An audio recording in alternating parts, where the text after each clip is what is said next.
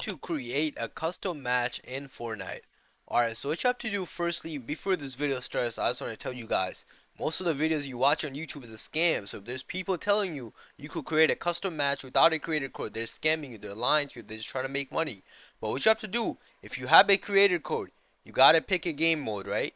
So let's say Battle Royale right here. Then once I pick that, I'm going to have to scroll down. Then once I scroll down right here, I have a custom key.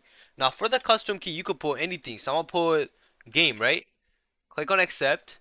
Now if I go back on top, and I ready up. Obviously, I can't do it because I don't have a creator code, but most of the people is going to say one person, right? Then as you send it to more people, it's going to say 1, 2, 3, 4. Then you could start up your own game, your own real Fortnite match game. So that's how you create a custom match in Fortnite. But you cannot do this without a creator code. Just know that. So don't fall for the scams, you know what I'm saying? But thank you for watching the video. If this would help, make sure you like, subscribe, and leave a comment down below. Thank you for watching.